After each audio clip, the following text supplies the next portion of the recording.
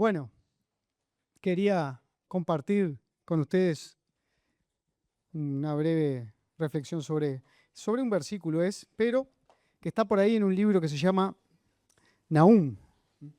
Uno de los profetas, allá está entre Miqueas, Habacuc, que lo podemos buscar por ahí, entre los profetas menores que se les dice, o si no, buscar en el libro número 67 de la Biblia. ¿Cuál es? El índice.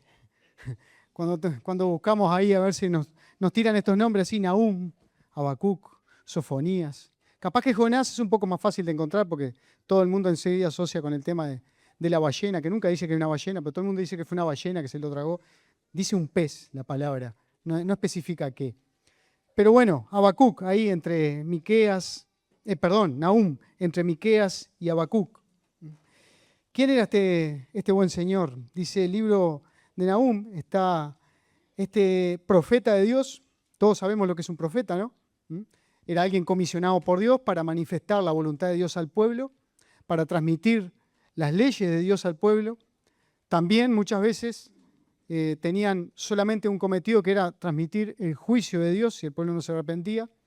Y bueno, en fin, eran personas que eran muy respetadas por el pueblo de Dios, por la tarea que era encomendada. También, quizá, y sin quizá, en muchas épocas también eran personas muy temidas por lo que traían. Lamentablemente tenían que comunicar cosas a veces que el pueblo no eran agradables. Pero bueno, así que Nahum, que era, para dar una pequeña introducción de quién era un nativo de Elcos, que dicen que podría ser, posteriormente podría ser la ciudad de Capernaum, ahí al borde del mar de Galilea, era Galileo él. Todo apunta, o por lo menos los comentaristas o los estudiosos dicen que esta ciudad de Elcos podría ser Capernaum, pero bueno, no hace a la cosa, no hay ese detalle, no hace a lo que queremos pensar hoy. ¿Qué significa su nombre? Los nombres en la Biblia siempre tienen esos significados que están bien puestos o bien diseñados, no sé cómo explicarlo más. Su nombre significa consolador o consolación también. Y viene bien porque en este libro, en este pequeño libro del Antiguo Testamento, justamente lo que va a transmitir trae un mensaje, si bien parece que no, trae un mensaje de consolación hacia el pueblo de Dios, en este caso hacia Judá. Su ministerio profético se dio principalmente en tiempos del rey Manasés en Judá. El rey Manasés, para hacer un poquito de memoria, fue uno de los peores reyes que tuvo Judá. Un rey que empezó a reinar a los 12 años, hijo de Ezequías, que a pesar de venir de un muy buen rey, uno de los mejores reyes que tuvo su padre, Manasés fue todo lo contrario, fue uno de los peores reyes que tuvo el pueblo de Judá, el reino del sur, al punto que reinó 55 años y todo lo que hizo, la verdad que fue totalmente opuesto a las leyes de Dios y bueno, quizá dé para algún otro momento, alguna otra charla, detallar bien lo que este rey hizo. A pesar de que al final de su vida él se arrepintió, pero el mal estaba hecho. Pero bueno, Nahum, su principal ministerio fue durante el tiempo de este rey. Después también tuvo un tiempito ahí cuando estuvo Amón, que duró muy poquito. Después tuvo Josías. En fin. El reino del norte, en esta época que hablaba Nahum, o que estaba ministrando Nahum, el reino del norte, Israel, ya no existía, había dejado de existir. Los asirios se habían venido, lo habían tomado, habían deportado a todo el mundo, habían destruido Samaria, habían traído colonos de otros reinos, de otras conquistas, habían establecido, se habían llevado a todo el mundo. Y en Judá, si bien no la destruyeron, estuvieron a punto de tomar Jerusalén. Al mismo Manasés se lo llevaron encadenado para la capital de Siria, hasta que, como les decía hoy, hace un ratito, cuando se arrepintió, volvió a Jerusalén. Pero, si bien no la destruyeron, lo que hicieron fue tenerla bajo su poderío, siendo tributaria, etcétera, etcétera. No tenían la potestad de decidir su propio destino. Todo a causa de su comportamiento y de su desobediencia a Dios. Este profeta fue contemporáneo de Isaías y de Miqueas y profetizó la destrucción de Nínive, que es la capital del imperio asirio, de quien veníamos hablando, cosa que sucedió, ya lo dice en el versículo 1 del capítulo 1, y esto sucedió unos 150 años después de la predicación de Jonás. Luego de su arrepentimiento de esta ciudad, de Nínive, los pobladores no transmitieron, no quisieron o no supieron transmitir el conocimiento de Dios. Recuerdan que cuando Jonás predica, la ciudad se arrepiente, Dios no la destruye como había dicho que la iba a destruir. Se arrepintieron y creyeron, etcétera, etcétera. Pero no lo transmitieron a las generaciones venideras. Por lo tanto, en este momento Nínive seguía haciendo lo mismo. Habían vuelto a sus prácticas paganas y a la adoración de dioses falsos y a sus prácticas violentas. Si estudiamos un poquito el pueblo asirio, se caracterizaba justamente por eso. Era una cultura, un pueblo demasiado violento. Cada vez que conquistaban tenían prácticas muy horrendas, muy terribles con sus enemigos. Aquellos que eran deportados, que eran subyugados, eran los que se podían considerar afortunados. El imperio asirio, la verdad que fue muy complicado enfrentarse a él y las prácticas que tenían. Bueno, habían vuelto a eso. Lo concreto que Judá, como les decía, había soportado casi un siglo el saqueo, la opresión de estos asirios, y estos representaban todo lo que estaba mal para el pueblo de Dios: paganismo, opresión, violencia, injusticia, etc. Pero sin embargo, Dios había tenido que usar a estos pueblos, en este caso a los asirios, pueblos paganos, para juzgar y castigar a su pueblo por sus pecados, su desobediencia, la idolatría. Tantas veces que el Señor, que Dios mismo, le dijo a su pueblo que debía obedecerlo, que no fuera idólatra. Sin embargo, una y otra vez el pueblo de Dios volvía a eso. Y bueno, Dios, como sabemos en este caso y en otros, tuvo que usar pueblos paganos para mandar su juicio sobre su propio pueblo. El libro en general tiene solo 3 capítulos, es muy cortito. Trae un mensaje de consolación, a pesar de todo esto, para Judá, como decía hoy, ya que predice la destrucción de los asirios y la restauración del pueblo de Dios. En el primer capítulo, versículos 1 al 8, el profeta describe, ahora dentro de un ratito vamos a leer, no se preocupen. En el primer capítulo, como decía, versículos 1 al 8, el profeta describe la majestad de Dios y algunos de sus atributos más preponderantes, como ser que todo lo sabe, justo, tardo para la ira, todopoderoso, bueno y santo.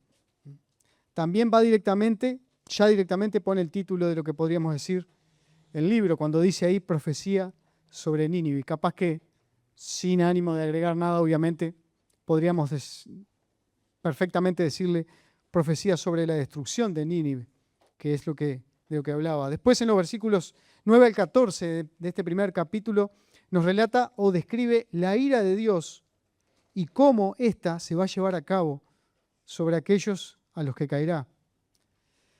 Y por último, en el versículo 15 de este capítulo se nos declara el juicio ya proclamado contra Nínive. Este juicio o esta destrucción de Nínive se dio en el año 612, cuando los babilonios y los medos destruyeron y saquearon la ciudad.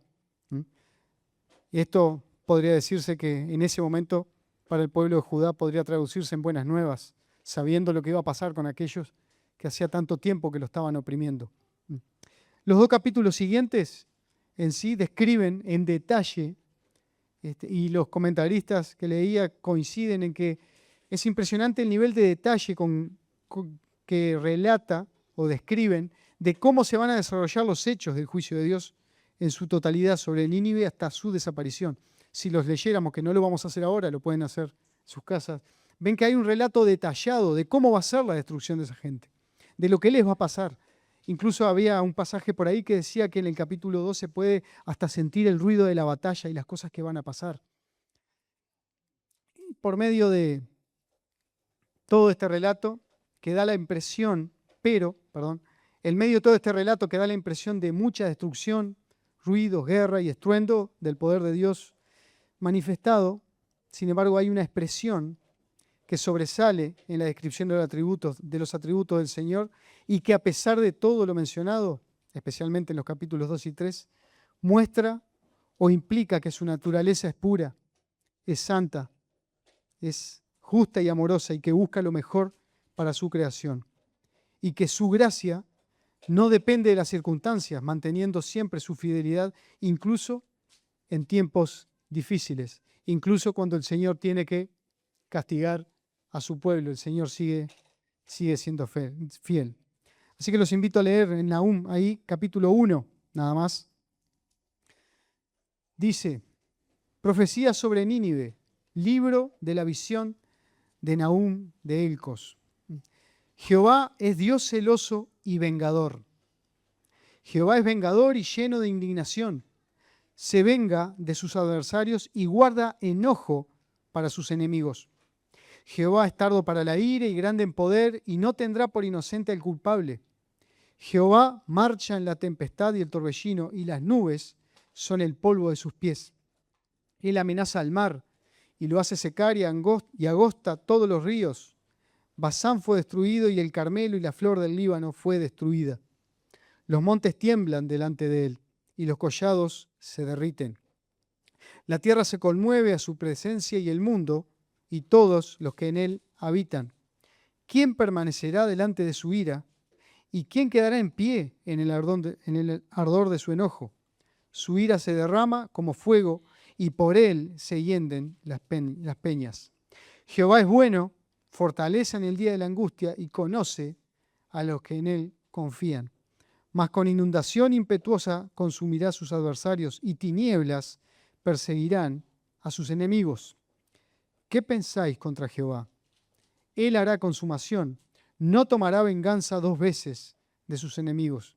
Aunque sean como espinos entretejidos y estén empapados en su embriaguez, serán consumidos como hojarasca, completamente seca. De ti salió el que imaginó mal contra Jehová, un consejero perverso. Así ha dicho Jehová, aunque reposo tengan y sean tantos, aún serán talados, y él pasará. Bastante te he afligido, no te afligiré ya más. Porque ahora quebraré su yugo de sobre ti y romperé sus coyundas. Mas acerca de ti mandará Jehová, que no quede ni memoria de tu nombre. De la casa de tu Dios destruiré escultura y estatua de fundición. Allí pondré tu sepulcro, porque fuiste vil. He aquí, sobre los montes, los pies del que trae buenas nuevas, del que anuncia la paz. Celebra, oh Judá, tus fiestas, cumple tus votos, porque nunca más volverá a pasar por ti el malvado, pereció de todo. Queda claro que el Señor, cuando haga su trabajo o cuando caiga el castigo sobre aquellos que oprimieron a su pueblo, va a ser algo total y que no va a haber necesidad de hacerlo otra vez, porque Dios acá lo dice. Pero me quiero centrar en un versículo que es conocido, se puede decir que es bastante conocido. Es el versículo número 7 de este capítulo. Jehová es bueno, fortaleza en el día de la angustia y conoce a los que en él confían. Quiero destacar 3 cosas que se saltan a la vista ahí cuando leemos el versículo. La primera, Jehová es bueno. Esto revela la personalidad de Dios. Jehová, Dios es bueno. No es un dictador divino inclinado al castigo o que haya satisfacción en la disciplina de aquellos que conforman su pueblo e incluso de aquellos que no son de su pueblo, que lo rechazan y que no lo aceptan.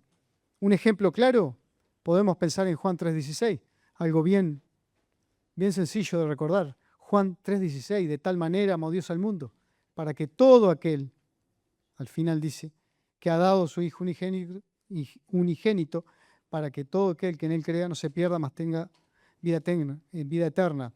Todo aquel, o sea, está abierto a todo aquel que quiera creer. Aparte, podemos ver muchos pasajes donde Dios da siempre oportunidad de volverse a Él, tanto a su pueblo como a quienes no lo son.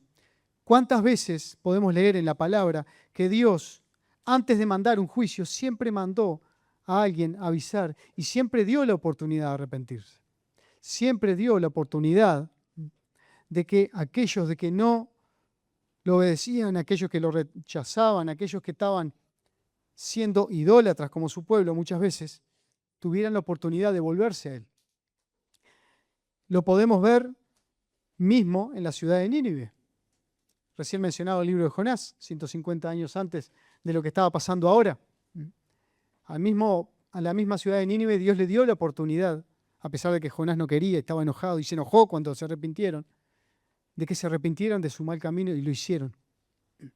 ¿Cuántas veces Dios da la oportunidad de que hagamos lo correcto? De que no vayamos por ese camino que nos va a traer malas consecuencias. Pablo el otro día, el domingo, cuando hablaba de tomar las decisiones esas, ¿cuántas veces tenemos la oportunidad de decir no, no voy a abrir esto, no voy a hacer esto, no voy a abrir esto en el celular, no voy a pensar tal cosa, no voy a hacer esta acción? Siempre tenemos la oportunidad de esperar que el Espíritu nos guíe y hacerle caso. Y no solamente el hecho de saber qué es lo que está mal, sino estar dispuesto y hacer lo que Dios dice. ¿Cuántas cosas nos ahorraríamos si siguiéramos el consejo en aquel tiempo de los profetas cuando Dios mandaba decir qué era lo que quería de su pueblo? Hoy día nosotros tenemos el Espíritu que nos dice o nos guía, nos exhorta para que hagamos lo correcto. También tenemos su palabra, pero no sé si, creo que Pablo también lo decía otro día, hay que leerla. Tenemos que leerla. Todos los días, bueno, estudiarla. En fin, si vamos hasta el Génesis, hablando de la bondad de Dios, en el capítulo 1, del primer versículo en todo ese capítulo vemos cómo se manifiesta la bondad de Dios. Lo vemos en la creación. En cada punto de la creación vemos la bondad de Dios cuando crea todo desde el principio. Lamentablemente, la única que desentonó ahí fue la humanidad, en las personas de Adán y Eva. Fueron los que desentonaron ahí y bueno. Queremos una demostración del amor y la bondad de Dios. ¿Cómo podemos mencionar eso? Lo hemos dicho otras veces de acá. La cruz lo demuestra. La cruz de Cristo demuestra esa bondad. Dice Romanos 5:8, mas Dios muestra su amor para con nosotros en que siendo aún pecadores, Cristo murió por nosotros. Yo ponía acá que la cruz de Cristo es la mayor expresión de amor y bondad de Dios hacia toda la humanidad. Nos muestra ese amor incondicional de Dios hacia nosotros y que depende enteramente de su gracia y no de nosotros. Y gracias a Dios que depende de su gracia y no de nosotros.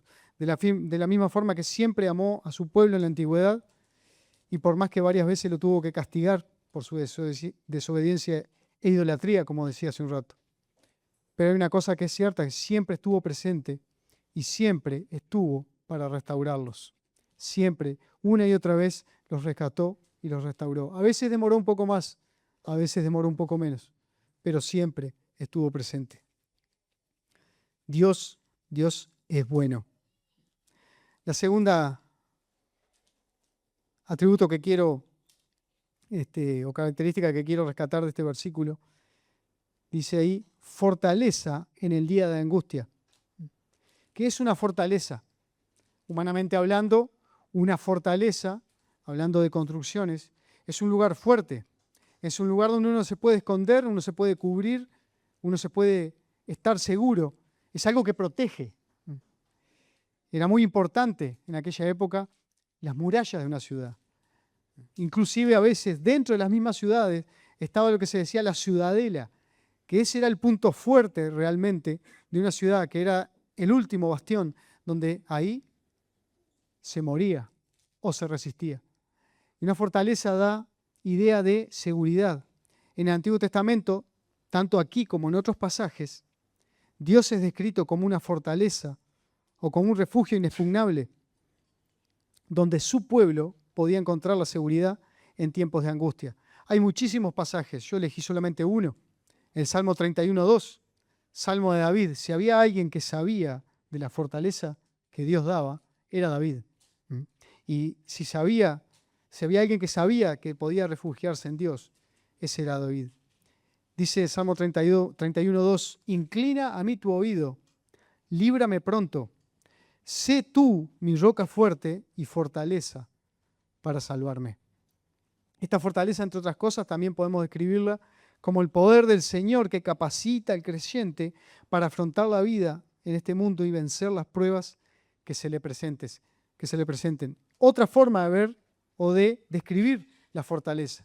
Y eso ya no estamos hablando de piedra, muros y baluartes. Estamos hablando de la fortaleza que el creyente debe tener para afrontar todo lo que este mundo le pueda tirar. Obviamente no depende de las capacidades que tengamos. Sirven, obviamente, nuestras capacidades, nuestras virtudes, nuestras habilidades, pero todo siempre se cierra con el poder de Dios. Es la única forma que nosotros podemos realmente mantenernos. Con ese poder, Dios sostiene, da valentía y permite al creyente resistir la adversidad, la tentación y el sufrimiento. Pero no es algo que se genere de la noche a la mañana. Así como construir una fortaleza, un fuerte, un muro, lleva tiempo, dedicación, sacrificio, recursos, la fortaleza que nosotros debemos crear en nosotros o tener en nosotros es algo que se debe construir. Dependiendo de Dios, sí, obviamente, pero es algo que depende, en lo que depende de nosotros, es en cuanto a nuestra intimidad con Dios, a la oración, a la lectura, al conocimiento de la voluntad de Dios a través de su palabra. No es algo, como decía, que se genere de la noche a la mañana. Tiene que ser algo que esté ya, que venga siendo generado, venga siendo preparado. Un ejemplo que se me ocurría, por ejemplo, valga la redundancia, me gusta aquel pasaje en el libro de los amigos de Daniel, cuando el rey levanta esa estatua y la hace adorar, y los tres compañeros de Daniel dicen que no lo van a hacer. Es imposible pensar que en ese momento quizás se invistieron de valentía y de coraje y le dijeron al rey que no se iban a arrodillar ante esa estatua. Y eso no es así. Eso demuestra tiempo de comunión con Dios, crecimiento en el Señor, preparación para llegar a esos momentos y resistir lo que en ese momento era una prueba tremenda de vida. Aparte, la expresión, me encanta esa expresión que tienen estos tres muchachos cuando le dijeron al rey, nuestro Dios nos puede salvar. Pero tienes que saber, oh rey, que si Dios decide no salvarnos, no nos vamos a arrodillar delante de ti, de la estatua que has erigido. Y eso habla de una preparación y una fortaleza que se fue preparando durante mucho tiempo. Y bueno, eso es lo que significa la fortaleza en el día de la angustia. No podemos pretender esperar a llegar a tener tiempos difíciles, angustia, pruebas, para recién prepararnos en ese momento. La vida del soldado tiene que ser así. La vida del soldado, que Pablo le gusta hablar mucho, el apóstol Pablo, le gusta hablar mucho. El soldado tiene que entrenar para estar preparado para el día de la batalla. No va a servir de nada si en el momento de entrar en combate le ponen el casco, le dan el escudo, la espada y lo largan. O hoy día, el armamento que tenemos hoy. No va a servir de nada. Simplemente va a ser, como vulgarmente se dice, carne de cañón. Y a veces, lamentablemente, somos aquellos que hemos pasado por esa situación de no estar preparados espiritualmente hablando, somos como carne de cañón delante de esas desavenencias, esas tentaciones de la vida, por no estar preparados como debemos, por no haber preparado nuestra fortaleza en el Señor. La vida, como ponía yo acá, nos ofrece, entre comillas, obviamente, muchas cosas que nos afectan en forma negativa. Tiempos de enfermedad, tiempos de depresión, de angustia, necesidades. Pero en Juan 16:33 el Señor Jesús nos deja bien claro que Él está en control de todas las cosas, que Él ya venció al mundo. Como dice Él acá en ese versículo, yo he vencido al mundo. Pero primero dice, estas cosas os he hablado, que les venía enseñando, para que en mí tengáis paz. Es bueno el orden que le da el Señor en este versículo. Primero, en mí tienen que tener paz. Segundo, van a venir aflicciones. En el mundo van a tener aflicciones. Pero después, al final, confíen, yo he vencido al mundo. No es al azar que tiene este orden en este versículo. Primero, la paz del Señor. Después saber que vamos a pasar por cosas, cada uno sabe, en este mundo, o que puede estar pasando. Pero confiar, hay que confiar. El Señor ya venció al mundo. Incluso podemos ver el poder de Dios, la fortaleza que Dios da, en una, por decir, no contradicción, una paradoja dicha por el apóstol Pablo en la segunda carta a los Corintios, capítulo 12, que esta quiero leerlo. 2 Corintios 12, 1 al 10, que habla, obviamente el pasaje habla en resumen de ¿qué? Del aguijón famoso. Dice, ciertamente no me conviene gloriarme, pero vendré a las visiones y a las revelaciones del Señor. Conozco a un hombre en Cristo que hace 14 años, si en el cuerpo, no lo sé, si fuera del cuerpo, no lo sé, Dios lo sabe, fue arrebatado hasta el tercer cielo. Y conozco al tal hombre. Si en el cuerpo o fuera del cuerpo, no lo sé, Dios lo sabe.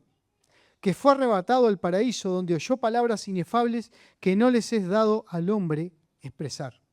De tal hombre me gloriaré, pero de mí mismo en nada me gloriaré, sino en mis debilidades. Sin embargo, si quisiera gloriarme, no sería insensato, porque diría la verdad. Pero lo dejo para que nadie piense de mí más de lo que en mí ve u oye de mí. Y para que la grandeza de las revelaciones no me exaltase desmedidamente, me fue dado un aguijón en mi carne, un mensajero de Satanás que me abofeté, para que no me enaltezca sobremanera. Respecto a lo cual 3 veces he rogado al Señor que lo quite de mí. Y me ha dicho, bástate mi gracia, porque mi poder se perfecciona en la debilidad. Por tanto, de buena gana me gloriaré más bien en mis debilidades, para que repose sobre mí el poder de Cristo.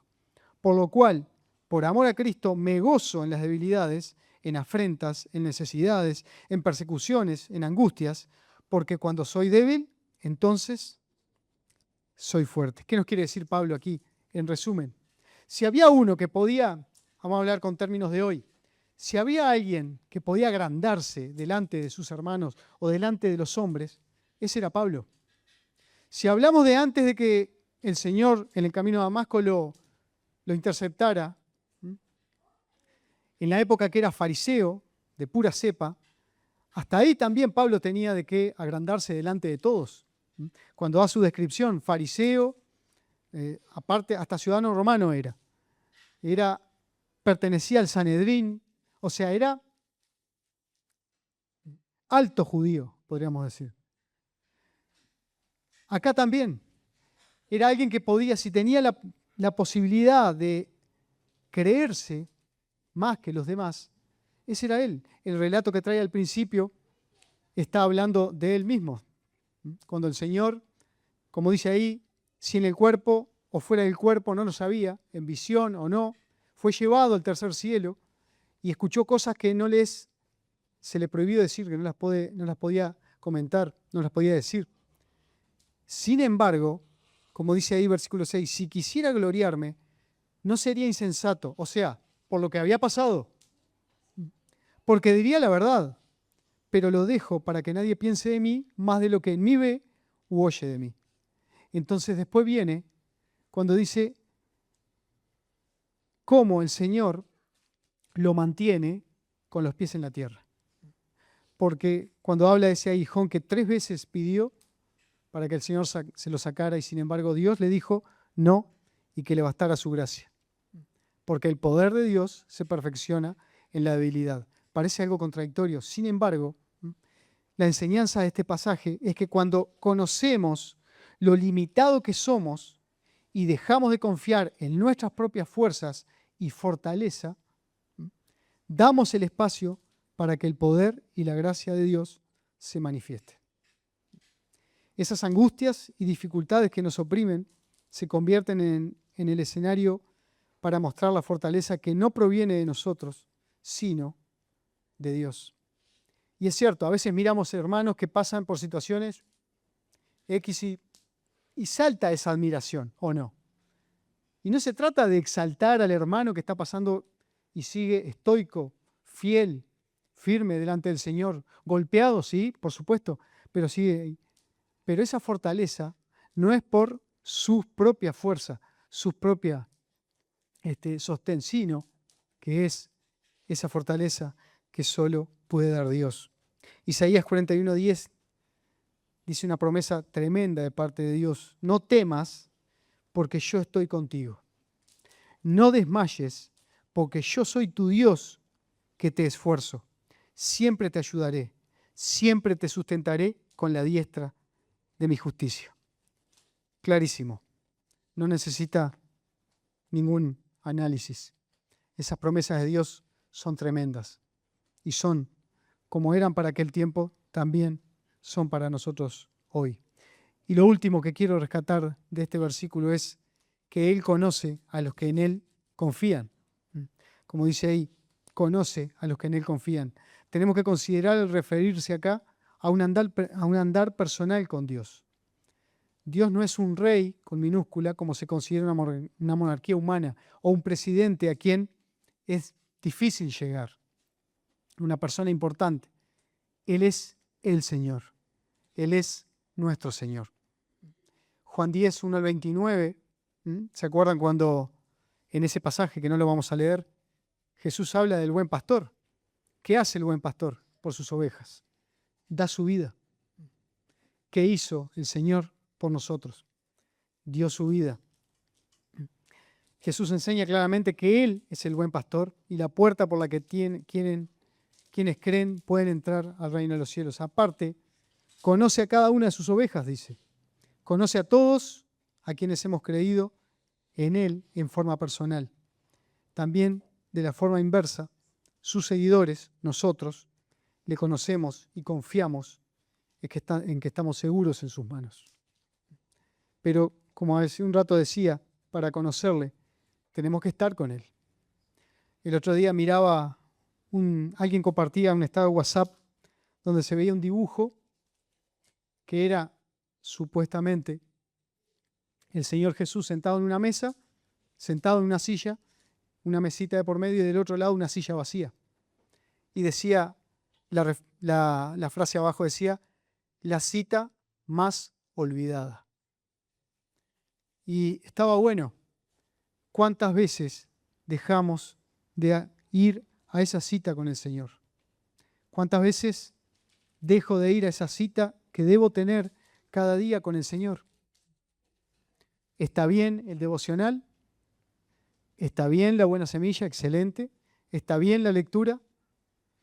Pero ese momento de silencio tal vez con el Señor tiene que estar.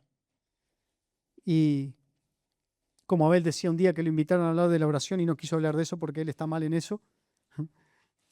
¿Cuánto me falta a mí de eso? ¿Y cómo estoy en falta con esa cita con el Señor?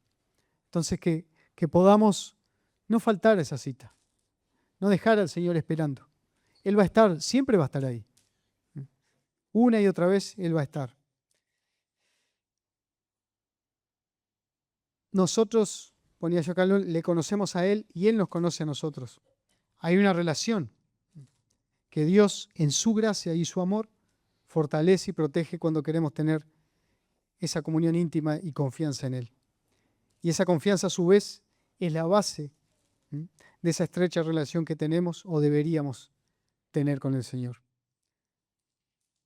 Y ya llegando al final, dice, es curioso, ponía yo acá, cómo algo que se ve con ojos espirituales y divinos puede al final también ser visto a los ojos de la razón ¿Y por qué? Tenemos un Dios, un Señor que es bueno, nos protege, nos fortalece. Por lo tanto, es digno de nuestra fe y de nuestra oración. Si alguien de afuera dice, tienes a alguien que te ama, es bueno, te protege, te fortalece, entonces es lógico que lo sigas. Hasta en la razón. Si lo queremos razonar, es bueno el Señor. Cierra por todos lados, como diríamos vulgarmente. ¿Cómo no seguir y obedecer y adorar a un Dios que nos ofrece y mostró su amor a través del máximo sacrificio de su Hijo en la cruz? Dios no tiene que hacer nada más para demostrar su amor por la humanidad, porque en Cristo lo dijo todo y lo hizo todo. Así que, para cerrar, Dios es bueno, es fortaleza, nos conoce, y ese es el mensaje que también debemos llevar al mundo, a todos allá afuera, porque aunque no lo crean o no lo quieran, es lo que realmente el mundo necesita escuchar. Muchas gracias por su atención.